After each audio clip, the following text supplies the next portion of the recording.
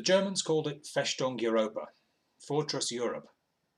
By D-Day, the Nazi regime had controlled Europe for 4 years, and since 1942, following a decree by Adolf Hitler, a defensive line was constructed, stretching from the Arctic Circle to the Bay of Biscay, a distance of over 2,000 miles. 12,000 concrete bunkers protected this line, organised into what the Germans called Widerstandsnesten, or resistance nests. We tend to refer to them as strongpoints. General Erwin Rommel, you can see him there, was given the job of commanding Army Group B, which defended the English Channel coast from the Pas de Calais in the north of France to Saint-Nazaire on the Atlantic. Suspecting an invasion in the Normandy area, Rommel visited the beaches in January 1944 and ordered the construction of stronger defences and the installation of beach obstacles. And this is a cross-section of Omaha Beach showing the terrain and the obstacles, of which there are 4 main types. Belgian gates, logs with teller mines or plate mines, ramps and Czech hedgehogs. Now these obstacles were designed to impede or destroy the Allied landing craft and were most effective when covered by the tide. Now, knowing this, the Allies planned to launch the first wave of troops and engineers on a rising tide, while the obstacles were exposed.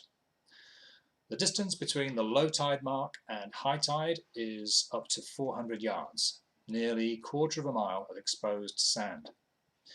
This area became known as the killing zone, as so many Allied troops lost their lives between the shore and the top of the beach. At the top, they found cover behind the sea wall, or shingle banks, or the dunes, depending upon which sector they found themselves in. But beyond that was the shelf, 200 yards of swampy ground protected by barbed wire and landmines. The Germans referred to it as the upper beach.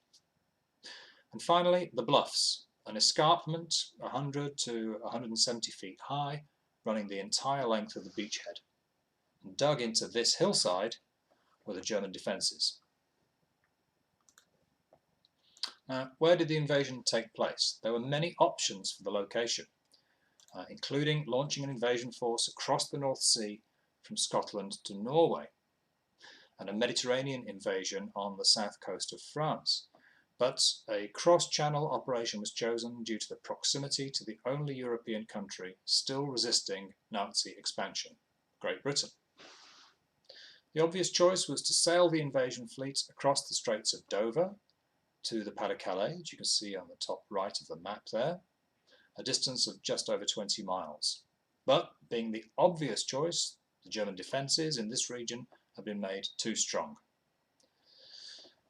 And back in 1942, a raid on the heavily defended port of Dieppe had failed with terrible consequences for the mostly Canadian forces who carried out the assault. So the Allied planners knew that this time a beach operation was the only option. On the bottom left of the map there, Brittany, the north coast of Brittany, has got suitable landing beaches, but it was considered too far from the airfields in southern England, and therefore beyond the range of Allied fighter planes. This left only one choice, the Bay of the Seine in lower Normandy, and a 50-mile stretch of beaches, cliffs and estuaries between the seaport of Caen and the Cherbourg Peninsula. It's a distance of around 100 miles from the south coast of England. But the Allies needed to keep this location a secret from the enemy. Moreover, they needed to convince the Germans that the invasion would be staged elsewhere. So an elaborate deception plan was put in place, codenamed Operation Fortitude. Fortitude included many cunning counterintelligence ploys to deceive the Germans. A phantom army, the first US Army group, was created in the southeast of England, complete with inflatable vehicles and tanks. You can see one of the inflatable tanks there, fake radio transmissions, and even a fake commander in the guise of General George Patton, who later commanded the real 3rd US Army in Normandy. The ingenious officer behind these deceptions was Brigadier General Leslie McNair, whose grave we'll see later in the cemetery at Colville. Now, a look at the enemy. The area targeted by the Allied planners was occupied by 84 Corps of the German 7th Army. The beachhead was defended by 5 infantry divisions, supported by 3 armoured panzer divisions, in all a force of around 100,000 soldiers. But due to the confusing chain of command within the Heer, the German army, the panzers, the tanks, did not engage American troops on D-Day. In fact, few of the German senior commanders were even present on the night of 5th-6th June 1944. Hitler himself was celebrating the wedding of Eva Braun's sister at the Eagle's Nest in Berchtesgaden. Rommel was in Germany too, presenting his wife Lucia with a pair of shoes for her birthday. General Dollmann, the commander of the 7th Army, was 100 miles away in Rennes, along with most of his divisional and regimental commanders, taking part in war games. And the only panzer commander whose tanks were within striking distance of the beaches, 21st Panzer's General Fürstinger, was in Paris with his mistress.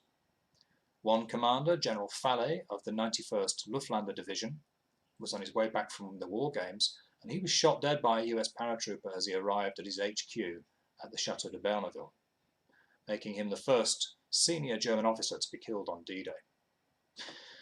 In fact, only General Marx, the commander of 84 Corps, was present at his HQ on the morning of D-Day in Saint-Lô.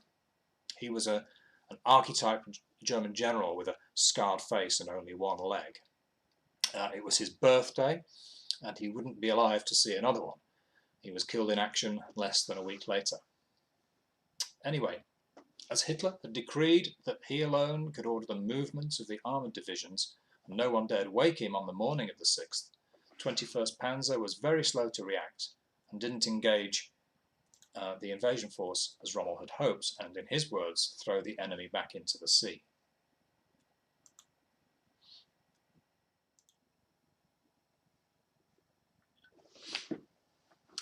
Now, in 1943, the Allies had formed a joint American-British High Command called SHAEF, the Supreme Headquarters Allied Expeditionary Forces. Headed by General Eisenhower, with Air Chief Marshal Tedder as his deputy and General Walter Bedell Smith as his Chief of Staff, SHAEF's members included Field Marshal Montgomery, in charge of the land forces, General Omar Bradley, the US First Army's commander, Air Marshal Sir Trafford Leigh-Mallory, Air Forces, and Admiral Sir Bertram Ramsay, in charge of naval forces. Together, they planned and executed the largest air and seaborne invasion in history. Operation Overlord involved 7,000 seagoing vessels carrying 133,000 troops to the beaches. Thousands of transport planes and gliders dropped a further 23,000 airborne infantrymen behind enemy lines, and altogether 156,000 service personnel were put ashore on the 6th of June 1944. There were 5 beaches, and you can see them here, each with its own code name. Sword and Gold, where the British forces landed, Juno, the Canadians' beach, Utah, where US 7 Corps landed, and Omaha, where 2 divisions of US troops arrived, the 1st and the 29th Infantry Divisions. Now, how did they get there? Well, they came by air and sea. The Navy task forces came from as far away as Wales and East Anglia, and they all converged south of the Isle of Wight at a point known as Piccadilly Circus, due to the massive congestion of vessels. From there, they were able to sail to France via carefully swept channels through the minefields, and as bad weather had forced a delay of 24 hours, some of the soldiers spent several days above their troop ships.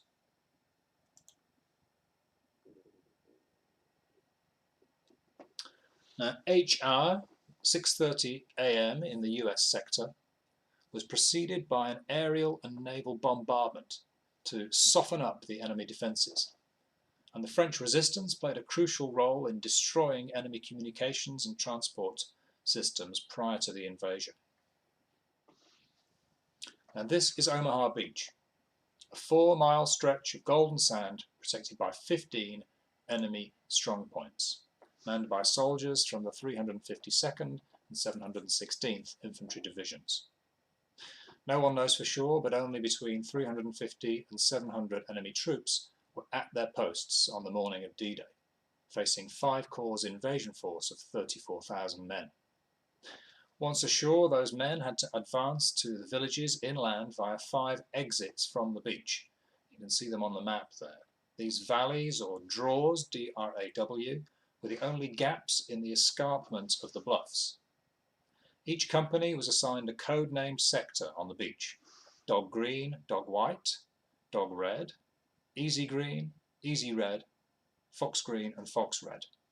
The plan was for the armoured units to destroy what remained of the enemy gun positions following the air and navy bombardments, then for the engineers to disable the beach defences, and the troops to make their way up these draws on foot or in motor-powered vehicles.